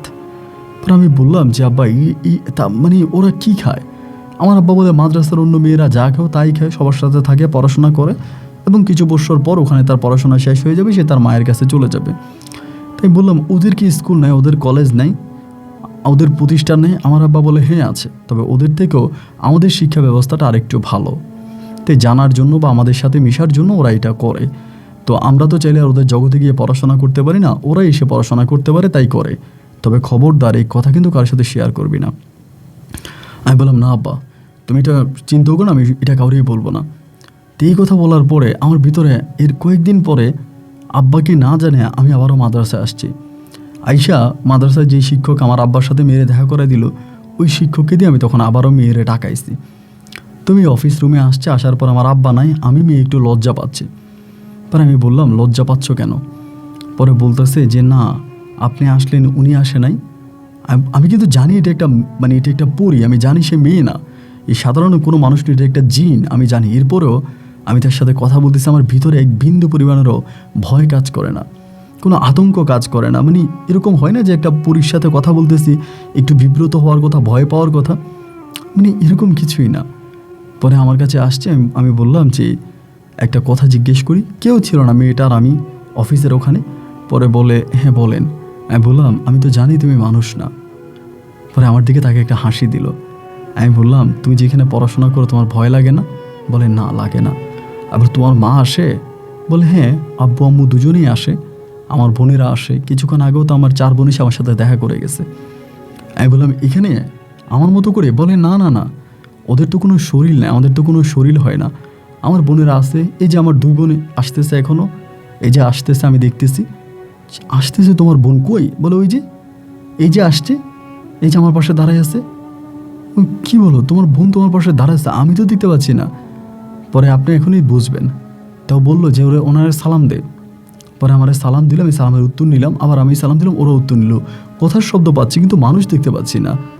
আমি ওরা বললাম ওরা কই? বলে এইখানে। তো আমি দেখতে পাচ্ছি না কেন? ও বলে তখন জান্নাত মানে আরিশা বলতেছে যে না, আপনি ওদেরকে দেখতে পাবেন না, ওরা মানে শরীর নিয়ে আপনার সামনে আসবে না, ওরা এখানেই আছে, উপস্থিত আছে। তাই আমি বললাম আরিশা আমি না বুঝি না, মানে অবাক হয়ে গেলাম। ওর সাথে অনেকক্ষণ ধরে কথাবার্তা বললাম, বলে ওখান থেকে আবারও চলে আসছি। বাট ভিতরে অনেকটা আতঙ্ক, মানে কি হচ্ছে এটা আমার সাথে। বাড়িতে আসার পরে, এর 2 দিন পরে বাড়িতে আসছে, আসার পর আব্বু আমার ডিরেক্টলি বললো যে তুই এটা কী করলি, তুই এটা কী করলি, এই কাজটা তুই ভালো করিস নাই। আমি আমার আব্বারে বললাম আব্বা এই মেয়েটার আমার খুব ভালো লাগছে, আমি বিয়ে করব। আমার আব্বা বলে এ কথা ভুলেও বলিস না, এটা কখনো সম্ভব না, এরা মানুষ না, এরা পরী, আর মানুষ কখনো পরীকে বিয়ে করতে পারে না। আমি বললাম আব্বা আমি ওরে বিয়ে করব, ওরে আমার খুব ভালো লাগছে আব্বা, আমি ওরে বিয়ে করব। মানে খুবভাবে আমার আব্বারে বলতেছি। আমার আব্বা তখন বলে ও অন্য কোনো একটা শরীর নিয়ে হয়তো তো সংসার করতে পারবে, কিন্তু এটা তোর জন্য ভালো হবে না, এটা তোর জন্য খারাপ হবে। তা আমি যে কথাগুলো বলতেছি, আমার আব্বা এদিক সেদিক তাকাতে আছে, মানে আমার আব্বা কাউকে জানি দেখতেছে আমার সাথে, দেখে বলতেছে আপনি যান, আপনি যান। অনেকক্ষণ কথাবার্তা বলার পর আমার আব্বা আমার একটা ধমক দিল যে এখান থেকে যা তো। ওদিকে চলে আসছে। আসার পরে আমি কি করব বুঝতে পারতেছিলাম না। আমি আব্বারে বারবার ধরি এবং একটা পর্যায়ে আমি আব্বারে বললাম আব্বা আপনি যদি আমার ওর সাথে বিয়ে না করাই দেন, আমি কিন্তু সবাইকে বলে দিব যে ও এনে পড়াশোনা করে, মেয়েটা একটা পড়ি, ওর নাম আরিশা, আমি আম্মু তারপরে চাচু যা আছে সবাইকে বলে দেবো, যা হচ্ছে আমার সাথে তখন সব বলে দেবো। মানে আমি একটা কথা বলে আব্বুকে ব্ল্যাকমেল করতাম, আচ্ছা আমি সবাইকে বলে দিব বললে আব্বু ভয় পেয়ে যেত। আমার আব্বা তখন আমাকে বলে তুই নিজের বিপদ নিজে ডেকে আনতেছিস, তুই বুঝতেছিস না যে তোর সাথে কি হবে, তুই কি এরে আসলেই বিয়ে করবি? আমি বললাম হ্যাঁ আব্বা আমারই বিয়ে করব। আমার আব্বা বলো আচ্ছা ঠিক আছে, এরপর যদি কোনো বিপদ হয় এটার জন্য কিন্তু আমি দায়ী না। আমি বললাম না আব্বা আমি আপনাকে কোনো দায়ী করাবো না। আমার আব্বা বলে তুই যে আমারে এটা এসে বললি, তোর সাথেই ওই মেয়ের বড় বোন দাঁড়িয়েছিল। আমি বললাম কী বলেন আপনি? বলে আমি এই জন্য মেয়ের বড় বোনটা বারবার বলতেছি আপনি চলে যান, তো যায় না। মেয়ের বড় বোন এই প্রস্তাব শুনে রাজি হয়েছে, মেয়ের মাও রাজি। তাই আমি বললাম যে তাইলে আব্বা আমি এখন কী করবো? আব্বা আমারে বলে কাজটা ভালো করিস নাই। তাই আমি তো কোনো অনুষ্ঠান করে এই মেয়ের আনতে পারবো না, বা এটা তো কোনো মানুষ না যে কোনো অনুষ্ঠান করে নিয়ে আসবো। তুই নিয়ে আসবি, আইনা বলবি যে তুই প্রেম করছিস, তোর প্রেমিকা, এটা বলে তুই বাড়িতে আনবি, তবে ও সবার সামনে তারা দেখানোটা ঠিক হবে না। তাই বললাম আব্বু তাইলে কি আমি ওরে নিয়ে আসবো? আমার আব্বা বলে হ্যাঁ নিয়ে আসিস, বাড়িতে আসলে আমি তোকে বিয়ে পড়াই দিব। আমার আব্বাও দেখতে অনেকটা হুজুরের মতো, আব্বু কিন্তু এমনিও বিয়ে পড়াইতো আগে, মানে আমার আব্বা কাজীও বটে, অনেক বিয়ে শাদী পড়াইছে। আমার আব্বা মাদ্রাসা নিয়ে পড়াশোনা করছে। এবার আব্বা বললো যে ঠিক আছে তুই ওরে নিয়ে আসিস। এর 2 দিন পরেই আমি ওর মাদ্রাসায় আবারও যাওয়ার পরেও ব্যাগ ট্যাগ নিয়ে রেডি। অবাক করা বিষয় হচ্ছে মাদ্রাসার যে হুজুর আছে, হুজুরও মেয়েকে আমার সাথে দিতে রাজি। মানে মেয়ের মা নাকি বলে গেছে যে আমি আসবো, আমার সাথে যাতে দিয়ে দেয়। কীভাবে কি আমি কিছুই বুঝি না। পরে হুজুরের সাথে মেয়েকে দিয়ে দিলাম, আমি মেয়েকে নিয়ে ডিরেক্টলি আমার বাড়িতে আসছি বোরকা পরিত অবস্থায়। আনছি পরে মা, বড় বোন, ছোটো বোন সবাই তো চিল্লাচিল্লি করতেছে, কোত্থেকে মেয়ে নিয়ে আসছে, এই সে কথাবার্তা। আমার আব্বা বলে কথাবার্তা বলো না, যেহেতু নিয়েই আসছে এটা নিয়ে আর কথা বলার প্রয়োজনে আমরা বিয়ে পড়াই দিই। আমার আব্বা তখন ওই জায়গার মধ্যে আমার সাথে আরিশার বিয়ে পড়ায় দেয়। আমি তখন আরিশাকে ওখানে বিয়ে করলাম, করার পর আমার বাসরও হলো। বাসর ঘরে ঢুকলাম ওর সাথে, নর্মালি বাসর যেভাবে হয় ওভাবেই তার সাথে আমার বাসর কেটে সাধারণ মানুষের মতো। তো ওই রাত তো কেটে গেল। আমার বোনেরা দেখছে, দেখার পরে সকালবেলা ও ঘরের মধ্যেই থাকে, কিন্তু ঘর থেকে বের হয় না। সকালে আমার বোনেরা, মানে আমার ছোটো 2টা বোন আছে, ওরা আমারে বলে ভাইয়া দুনিয়া থেকে মেয়ের অভাব, এটা কি ধরে আনলা? আমি বললাম কি ধরে আনলাম মানে কেন, কি হয়েছে? বলে ছি এরকম বিশ্রী চেহারা মানুষের হয়। আমি বললাম বিশ্রী? তো চেহারা কত সুন্দর। আমার বোন বলে ঘোড়ার ডিম সুন্দর। কই বললো সুন্দর? তো কালো, একদম কালো, কুচকুচে কালো। আমি বললাম তুই কি পাগল হয়ে গেলি? আরে অনেক সুন্দর, কে বললো কালো? এগুলো নিয়ে আমার বোনের সাথে কথাবার্তা বলতেছে। আব্বা আমার কথাবার্তাগুলো শুনছে, শুই না আমার আব্বা তখন আমার বোনের বলতেছে, যা তো এখান থেকে, কথা বাড়াইস না, তুই যা। আমার ডাক দিছে, ডাক দিয়ে বললো, কী রে? বললাম, আব্বা তোমার মেয়েরা বলতেছে আরিশা নাকি কালো, আরিশা নাকি দেখতে অসুন্দর। আমার আব্বা তখন বলতেছে, আরিশাকে তুই যেমনি দেখবি তোর বোনেরা কিন্তু ওভাবে দেখবে না। তোর বোন না, পৃথিবীর কোনো মানুষই আরিশাকে ওইভাবে দেখবে না যেভাবে তুই আরিশাকে দেখবি। সবাই দেখবে ও কালো, চেহারা অসুন্দর, এরকমই সবাই দেখবে, কিন্তু তোর চেয়ে তুই যেটা দেখতে পেয়েছিস সবাই কিন্তু ওরকমভাবে দেখবে না। ওই যে মাদ্রাসায় পড়াশোনা করতো, ওখানকার শিক্ষকেরাও বলেছে ও সবচেয়ে কালো, অসুন্দর, কিন্তু তুই ওরা কালো আর অসুন্দর দেখিস না, কারণ তুই ওর রিয়েল চেহারাটা দেখেছিস। কিন্তু ও মূলত রিয়েল চেহারাটা নিয়ে পৃথিবীতে থাকে না, ওর তার ভিতরে একটা কালো চেহারা নিয়ে থাকে, যাতে কোনো মানুষের নজর ওর উপরে না যায়। তা আমি তারপরেও আসলে বুঝতে পারলাম না, ওই একইভাবে তার সাথে সংসার করে যাচ্ছি। ও খুব সুন্দর, মানে আমি দেখতাম যে এত সুন্দর যা বলার মতো না, কিন্তু আমার সবাই বলতো, বন্ধু বান্ধব, পরিবার পরিজন, মানে যারা দেখতো সবাই বলতো, দুনিয়াতে মেয়ের অভাব, তুই এক বাপের এক ছেলে, রেলওয়েতে চাকরি করিস, ভালো অবস্থানে আছিস, এটা কী বিয়ে করলি? এটা কোনো মেয়ে হইলো? এটার কোনো চেহারা হইলো? মানে যেভাবে পারতেছে ওভাবেই আমাকে পচাচ্ছে। কিন্তু আমিও তো দেখতেছি যে ও সুন্দর, আমি সুন্দর দেখেই বিয়ে করছি, কিন্তু সবাই বলতেছে কালো, এটা সেটা। যাই হোক, এরকম করে দিন রাতগুলো কাটতেছে, প্রায় 4 মাসের মতো কেটে গেছে। একদিন হলো কি, রাতের বেলায় প্রচুর তুফান হয়েছে, রাতের বেলায় প্রচণ্ড তুফান হয়েছে, এবং তুফান হওয়ার পরে যেটা হইলো, সকালবেলা আমার আব্বা আমাদের উঠানের পাশে বসে একটা জায়গায় চা খাচ্ছে, মানে সরি চা খাবে ওরকম আর কি। আমারে বলতেছে, মারে বলতেছে চা দেওয়ার জন্য। তো মা তখন আরিশারে বলে যে চাটা একটু দিয়ে আয়। তো এই কথা বলার পরে আরিশা তখন কী করলো, চা নিয়ে আমার আব্বার কাছের দিকে যাচ্ছিল, মানে আব্বার দিকে যাচ্ছিল। তো আবার আমাদের গ্রামের কয়েকটা মহিলা ওখানে আছে, মানে এটা একটা পুকুর ঘাটের মতো জায়গা, ঘাটের ওখানে কিছু মহিলা কাজ টাজ করতেছে, বা অনেকেই আমার আব্বা এবং আমার বউর দিকে তাকিয়ে আছে। আরিশা ঘর থেকে বেরোলে সবাই তাকায় থাকতো ওর দিকে, যে কেমন মেয়ে বিয়ে করছে এটা সেটা।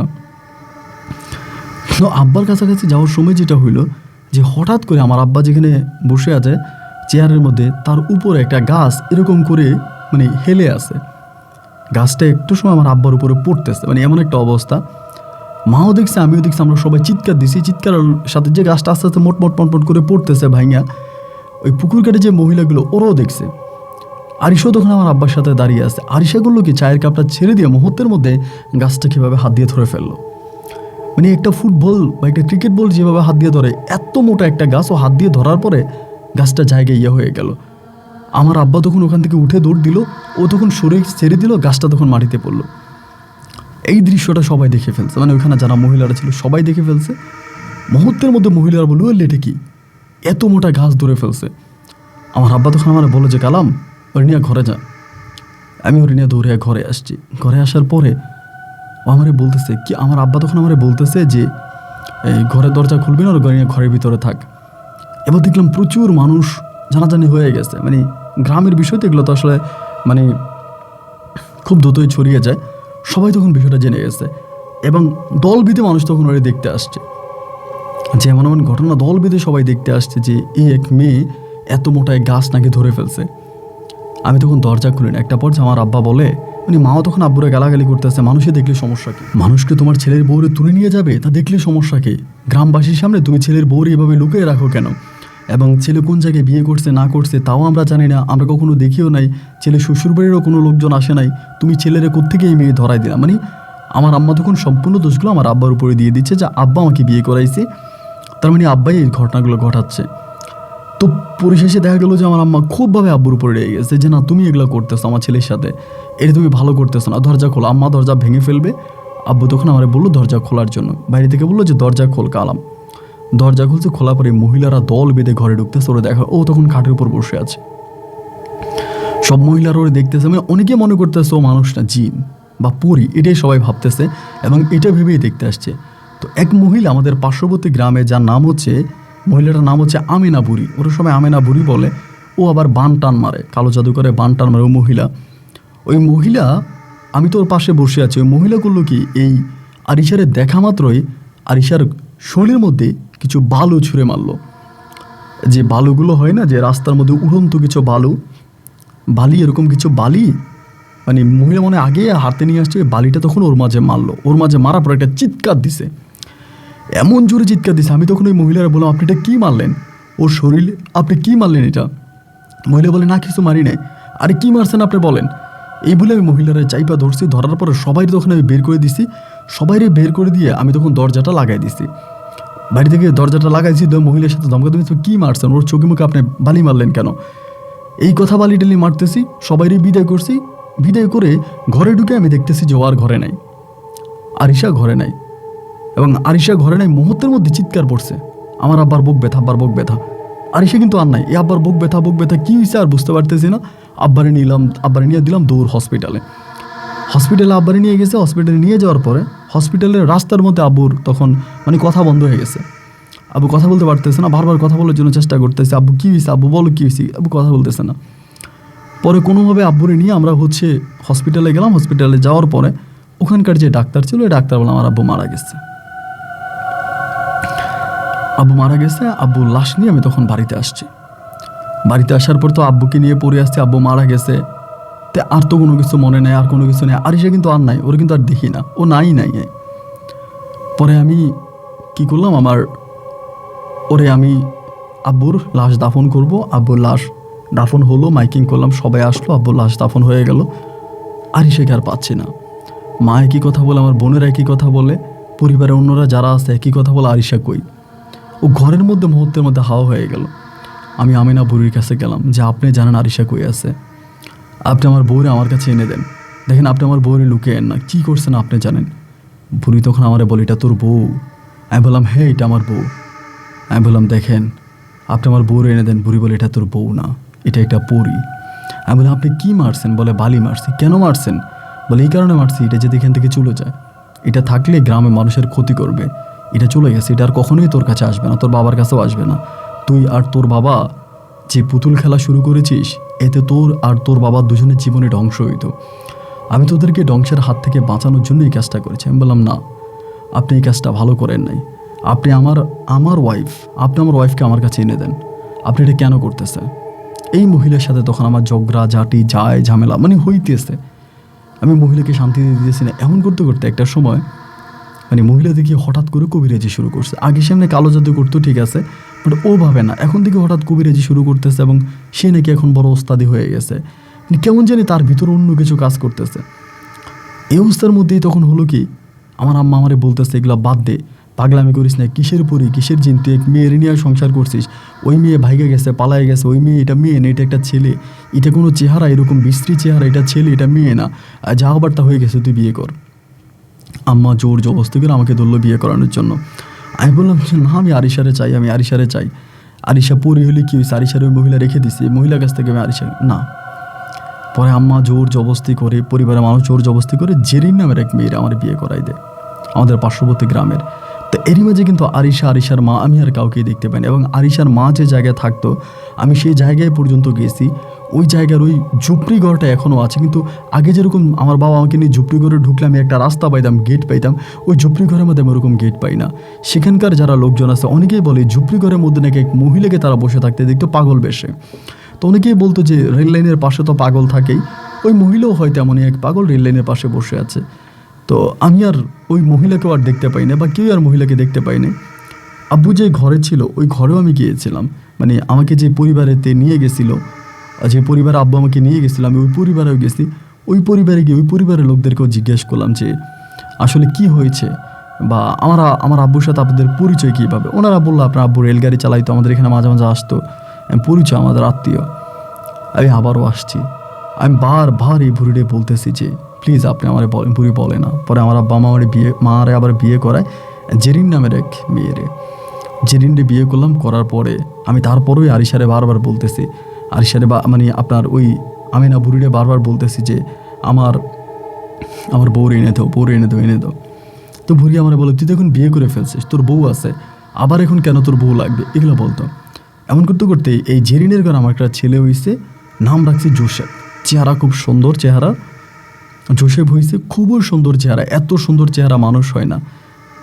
এরকম করে প্রায় 8 থেকে 9 মাসের মতো কেটে গেল আমার সন্তানটা হওয়ার পর। তখন আমি বুড়িরে চালাইতেছি। বুড়ি তখন আমার একদিন বলে তোর ছেলে জোসেফ আপরে আমারে দিয়ে দিবি, তোর ছেলে জোসেফরে যদি আমারে দেস তাইলে পরে আমি তোর বউরে ফিরাই দিব। আমি বললাম জোসেফরে আমি কীভাবে দিব, বলে প্রতি রাতে আমার কাছে নিয়ে আসবি, সন্ধ্যা রাতে এনে আমার কাছে দিয়ে যাবি, সকালে নিয়ে যাবি। আমি বললাম এইভাবে আপনার কাছে দিলে আপনি আমার আরিশার আমার কাছে ফিরিয়ে দিবেন? বলে হ্যাঁ, যদি তুই 21 দিন পর্যন্ত তোর ছেলের এইভাবে আমার কাছে আইনা দেশ, আমি তোর আরিশারে তোর কাছে ফিরিয়ে দিব। আমি তো আরিশারে ফিরে পাওয়ার জন্য ওর প্রস্তাবে রাজি হয়ে গেলাম। আমার বউ জেরিন তখন রাজি না, দুধের বাচ্চা রাতের বেলায় দুধ খায় না। তাই ও বলে ও রাতের বেলায় দুধের টক উঠলে কী হবে? আমি বললাম যে না, তুমি খাওয়াইয়া ঘুম পাড়াই দিবা, এরপর আমি বাচ্চারে কই নিয়ে যাই, তোমার দেখার দরকার, আমি সকালে এনে তোমার দিয়ে যাব। এই ধরনের এটা নিয়ে আমার বউর সাথে ঝগড়া। আমি এক পর্যায়ে আমার বউরে মাইরা, আমি ছেলের দুধ খাওয়ানো হইলে ছেলে ঘুমাইতে উঠবো, আমি নিয়ে আমিনা বুড়ির কাছে দিয়ে আসতাম। 21 দিন এইভাবে দিছি। 21 দিন দেওয়ার পরে 22 দিনের মাথায়, 22 থেকে 23 দিনের মাথায় হঠাৎ করে আমার ছেলেটা মুখ থেকে বমি এবং রক্ত ভাব হয়ে, মানে বুড়ির কাছ থেকে আনার পরেই সকালবেলা আমার বাচ্চাটা মারা যায়। বাচ্চাটা মারা যাওয়ার পরে আমার বউ জেরিন আমার উপর রাগ করে চলে যায়। আমি কেন বাচ্চাটারে বুড়ির কাছে দিয়ে আসছি, বুড়ি বাচ্চার দিয়ে কালো জাদু করছে, এই কারণে আমার বাচ্চা মারা গেছে। জেরিন আমাকে ছেড়ে, মানে আমাকে উল্টা ডিভোর্স দিয়ে জেরিন আমার ছেড়ে চলে যায়। আমি তখন ওই বুড়িরে বলতেছি যে আমি তো তোর শর্ত পূরণ করছি, তুই আমার বউরে আমার কাছে এনে দে। না, বুড়ি দেয় না। এরকম 3 দিন 4 দিন 5 দিন ঘুরতে একদিন বিকেলবেলা বুড়ির সাথে কথা কাটাকাটি হওয়ার এক পর্যায়ে আমি বুড়িরে গলা টিপে ধরি, এবং গলা টিপে ধরি সে জায়গায় আমি বুড়িকে হত্যা করে বুড়িকে মেরে ফেলি। এবং এই বুড়ির ওই জায়গায় মারার পরে পুলিশ আসে, প্রশাসন আসে, বুড়ির ছেলে মেয়ে যারা ছিল তারা মামলা মোকদ্দমা করে। আমি প্রায় 18 মাসের মতো জেল খাটি, 18 বছর জেল খাটি। যদিও আমার যাবজ্জীবন ছিল, 18 বছর জেল খাটার পরে যারা ওখানকার লোকজন ছিল তারা আমাকে ভালোবেসেছে বা তারা বুঝেছে যে আমার অপরাধ হয়নি বা আমি ভুল করেছি। 18 বছর পরে সরকারিভাবে আমি মুক্তি পাই, যদিও আমার মৃত্যু পর্যন্ত ওখানে থাকার কথা ছিল। যাই হোক, 18 বছর পর আমি বের হই এবং এখন আমি স্বাভাবিক জীবনে আছি। তা আমার গ্রামের সবাই আমাকে নিয়ে এখন অনেক কৌতূহল, সবাই অনেক ধরনের কথাবার্তা বলে, আরিশা কোথায় চলে গেল। আমার গ্রামের মানুষ এখনও বিশ্বাস করে না যে আরিশা বা ওর যে মা ছিল, কেউ বিশ্বাস করে না। আমি না বুড়িকেও মেরে ফেললাম, সব কিছুই ঠিক হলো, কিন্তু মধ্যখানে আমার জীবনটা নষ্ট হয়ে গেল। আজ আমি শেষ বয়সে দাঁড়িয়েছি, যে কোনো সময় মারা যেতে পারি। আমি আপনার গল্পগুলো শুনি, প্রথম দিকে আপনি যে গল্পগুলো দিতেন এগুলোও শুনতাম, এখন ভৌতিকগুলোও শুনি। তো মনে হলো যে আমার কথাটা আপনাকে বলা দরকার, আপনাকে জানিয়েছি। যদি মনে করেন আপনি আমার গল্প রেকর্ড করতে পারেন, এটা আপনার ইচ্ছা। আমি আপনাকে আমার ফুল ঠিকানা দিয়েছি, এটা আমার গ্রামবাসীর সবাই জানে। আপনি চাইলে আমার গ্রামে এসে খবর নিতে পারেন। ভালো থাকবেন, আসসালামু আলাইকুম।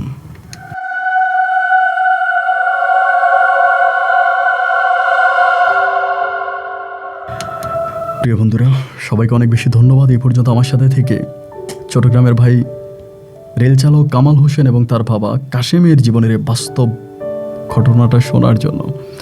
আমি আপনাকে কি বলবো, যা রীতিমতো আমি নিজেও অবাক হয়ে গেলাম। এটা কীভাবে সম্ভব? পুরো গ্রামবাসীর সামনে আরিশা অনেক দিন যাবৎ কামালের সাথে সংসার করছে, তার গ্রামের সব মানুষ দেখেছে, এবং তিনি তার গ্রামের কয়েকজন মুরব্বীদের নাম্বার আমাকে দিল এবং তার গ্রামের ঠিকানাও পাঠালো যে ওখানে গিয়ে এটা খবর নেওয়ার জন্য, যেটা কতটুকু সত্য বা মিথ্যা।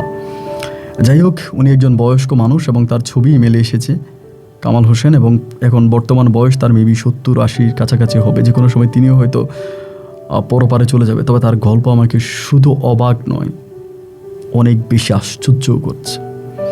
যাই হোক, আল্লাহ তাআলাই ভালো জানে কি হয়েছে ওনার সাথে। এমন অনাকাঙ্ক্ষিত ঘটনা আর কারো জীবনে না ঘটুক এই প্রত্যাশায় আমি আজকের মতো এখানে বিদায় নিচ্ছি। আপনাদের সাথে আমার দেখা হবে অন্যদিন অন্য কারো বাস্তব জীবনের গল্প নিয়ে। আল্লাহ হাফেজ অ্যান্ড আসসালামু আলাইকুম।